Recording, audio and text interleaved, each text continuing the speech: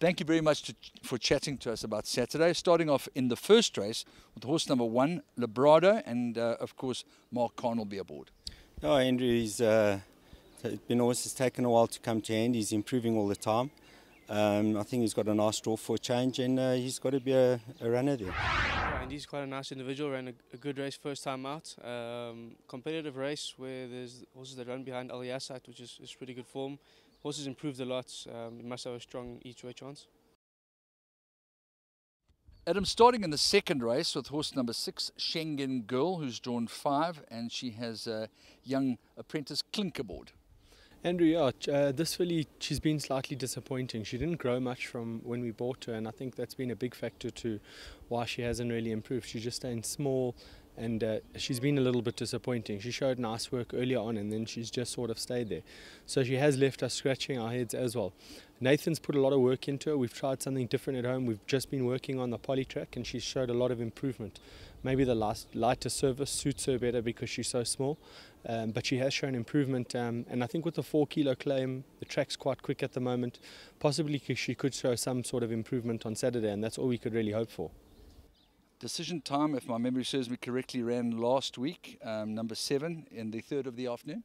Yeah, he was declared a non-runner, but I don't think that's made much of a difference for him. He moved up very well and still got tired.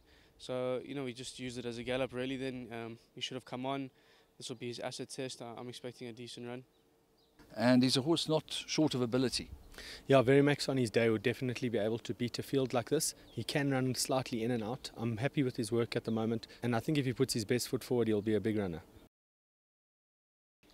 Okay, then you've got a bit of a wait until the 5th race where you've got both Effortless and Banana Republic. And Effortless, if my memory serves me correctly, was Mark Khan's first winner back after a break. Yeah, it's 100% correct. Yeah, I think the 1,000 will suit her. Got Dennis in the irons. She's well drawn. She'll enjoy the inside track. I think it's what she's looking for, that turn. And yeah, I think she's a live runner there. I quite fancy Banana Republic at the weights. She's run twice 1,000 on the inside track, and she's been second twice. And she's not out of it. That's nice to know. And then the last race with the scratching of Candy Kisses, you're left with just King and Empire and Mark Khan. Yeah, I think he's a runner. Old man, he tries hard. It's a race that I think will suit him. He's better, his form is on the outside track. But drawn well, inside track, 1800, he'll have a shout. And then to one of the best looking horses in the whole yard, Gaynor Rupert's Orpheus, running in a tough race, but he's not short of ability and is destined to pick up a feature in some time to come. Yeah, I'd like to think so. He's a horse that we think has tons of ability. Unfortunately, he had ulcer in his eye the last time out, yeah, we've got to the bottom of that. He had to have that all sorted out, and I'm happy that he's fit and he's well at the moment. We're bringing him back after a bit of a rest. We played with the idea of maybe bringing him back in a 1200 where he would be slightly outpaced and seeing if he could run on, but the thought of him just being run off his feet when they quicken in the latter part of the race was a concern. Being drawn well, mile on the inside track, I'm hoping that it suits the horse. We know that he is going to improve from the start, and we'd just like to see him being very competitive because there's a lot of room for improvement after this race.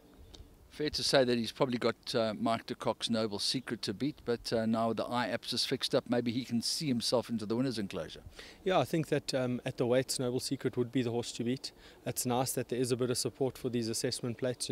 It's something new that we're trying up here in the Highveld, and I think before we all knock it, we should definitely give it a full go, and trainers, whether your horses look like they're out at the weights or not, should give it a test, because the whole purpose of this being is to get the handicapping system spot on, so that there's no criticism towards the handicappers. And I think the only way we're going to do that is having all different types of horses in the races and support the events and see whether they work or not.